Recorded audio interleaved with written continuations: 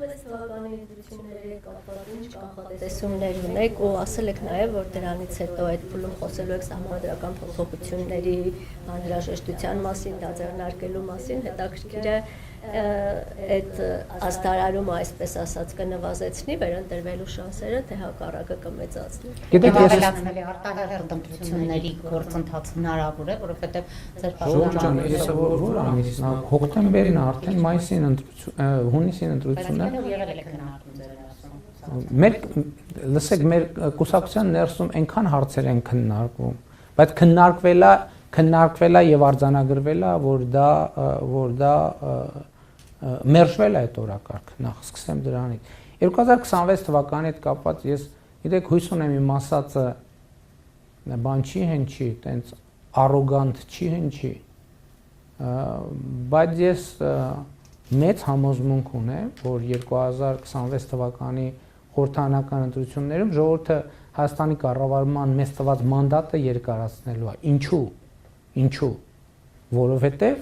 այս քաղաքականությունը, խաղաղության օրակարգը, որ մենք վարում ենք, այդ քաղաքականության հեղինակը ժողովուրդն է։ Տեսեք, ընդդիմությունը ես հասկացա, որ կուսակցության համաժողովում ի ունեցած ելույթի այդ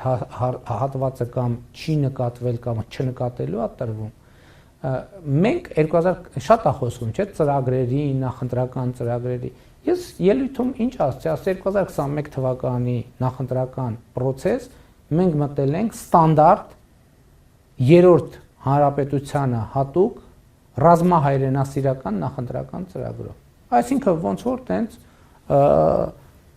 այն մոդելով ԿՊ դաշնակցական նախընտրական ծրագիրը գրել ենք, մտել ենք նախընտրական քարոզարշավի մեջ։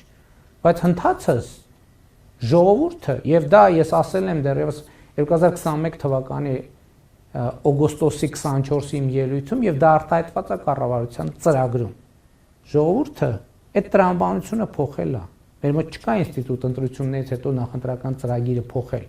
բայց նախընտրական քարոզարշավի ողջ ընթացքում տեղի է ունեցել մի բան, ամբողջ քաղաքական նարատիվի եւ ընկալման ռազմավարության փոփոխությունն է տեղի ունեցել, ինչը արտահայտված է կառավարության ծրագրում։ Գնացեք հրապարակային փաստաթուղթը։ Ինչա գրած կառավարության ծրագրում։ Կառավարության ծրագրում գրված է 2021-ից 2026 թվականի գործունեության համար ժողովրդի առաջ կառավարության ստանձնած մեծագույն պարտավորությունը խաղաղություն, խաղաղ զարգացման դարաշրջան բացելն է։ Դա 2021 թվին խորհրդանում քվեարկված ծրագիրն է։ Այդ որ մեզ ասում են ծրագրից չէ, մենք մեր ծրագրում գրել ենք, որ մեր մեծագույն պարտավորությունը խաղաղության դարաշրջան բացելն է։ Մեծագույն ինչ է նշանակում։ Նշանակում է, որ դա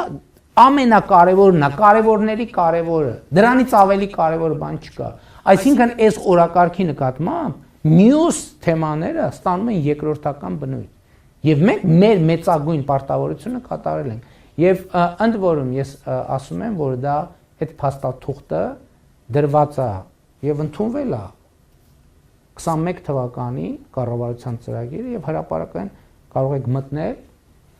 փնտրել եւ այդ նախադասությունը գտնել։ Եվ հետեւաբար որևէ մեր կառավարությունը ձևավորման առաջին օրից հետևել է իր մեծագույն պարտավորությանը եւ կատարել է իր մեծագույն պարտավորությունը եւ հետեւաբար ընդ որում այդ մեծագույն պարտավորությունը ձևակերպել է ժողովուրդն է ձևակերպել եւ ժողովուրդը իր ձևակերպած խաղաղության օրակարգի ճակատագիրը պետք է որոշի 2026 թվականի խորհրդարանական հերթական ընտրություններում եւ պատմականորեն չի կարող այլ բան տեղի ունենա, քան խաղաղության օրակարգի հաղթանակի վերահաստատումը։ Ուղղակի պատմականորեն այլ բան չի կարող տեղի ունենա եւ ես համարձակություն ունեմ ասելու, որ մենք օրգանական կապով ենք կապված մեր ժողովրդի հետ եւ այդ մենք չենք այս ամեն ինչը որոշում եւ մենք չենք այս ամեն ինչը որոշել է ժողովուրդը եւ 26 թվին էլ որոշելու է ժողովուրդը